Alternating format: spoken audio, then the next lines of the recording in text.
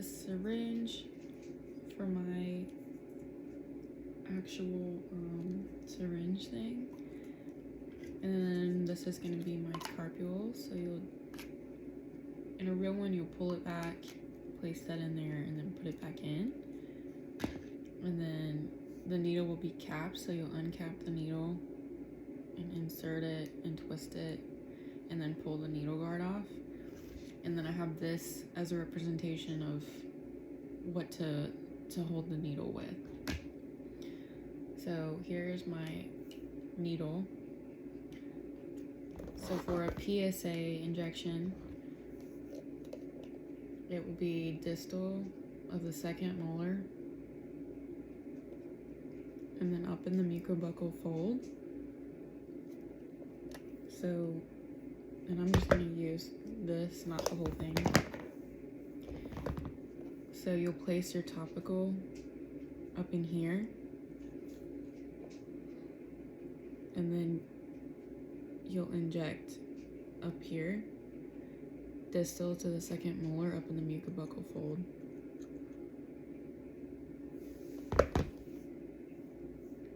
For an MSA,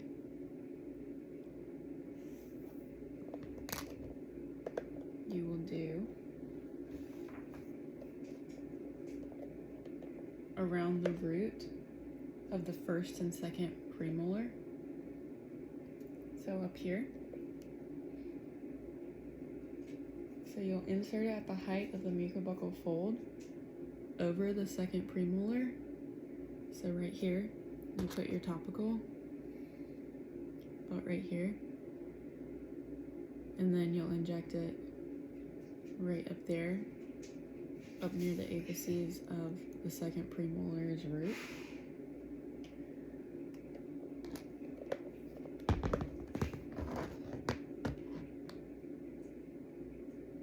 For the ASA, you're going to inject between the lateral and the canine.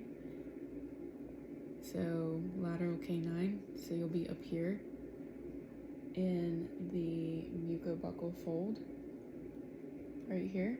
So you'll place your topical right here, and then you'll inject your needle up at the height of the mucobuccal fold, right in between the roots of those.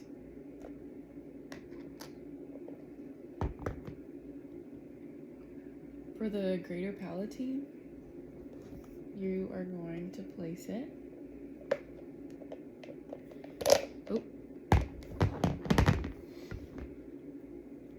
right where the vertical and horizontal meet, right here, where there's a little divot, and that's where you're going to place your topical, right here. And then that's where you're going to inject it into that foramen.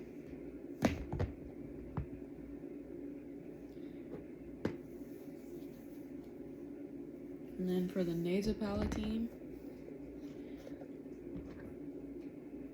you're going to do right on the incisive papilla. So you'll put your topical all right here, and then you'll inject it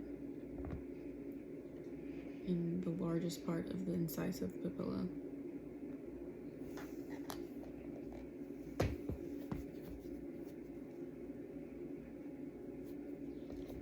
So the teeth that are anesthetized with these, so with the ASA,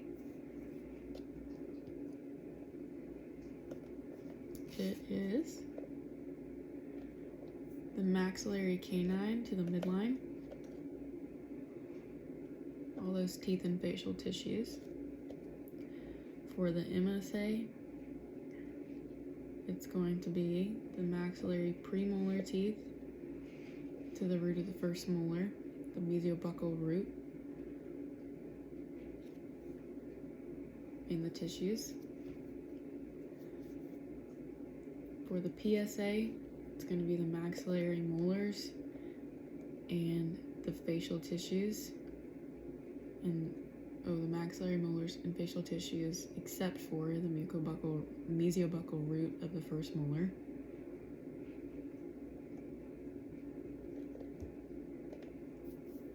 for the greater palatine, it's going to be the premolar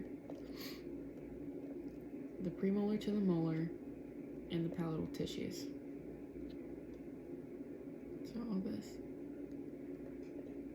And then for the nasopalatine, it's going to be the canine to canine and palatal tissues.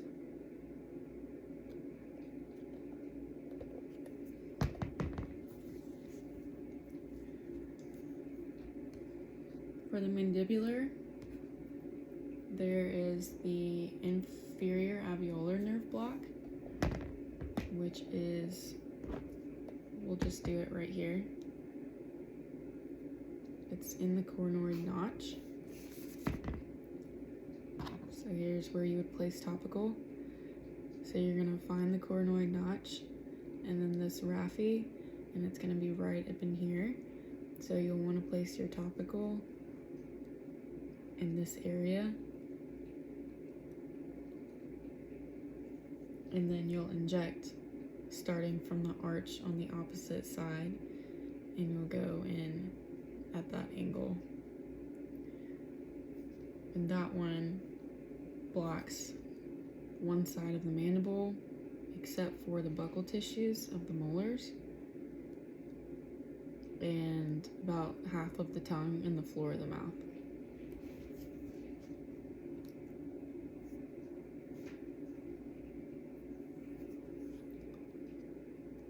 For the mental or incisive, it's going to be the mucobuccal fold anterior to the mental foramen. So right down here where the premolars are, you're going to try and aim for the mental foramen, but it's going to be down in the mucobuccal fold. So you'll place your topical and then you'll inject right there.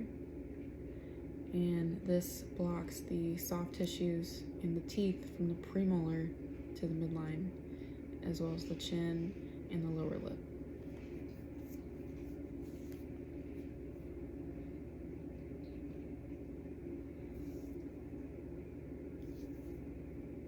And I think that is all of them, but just for extra, if you want to do a buccal injection, I don't think it's on the rubric. But if you want to do a buccal injection, it is the mucobuccal fold distal to the last molar, and you would inject parallel and inferior to the occlusal plane, and then that would anesthetize the buccal tissues of the mandibular molars. So you'll want to place your topical around that area.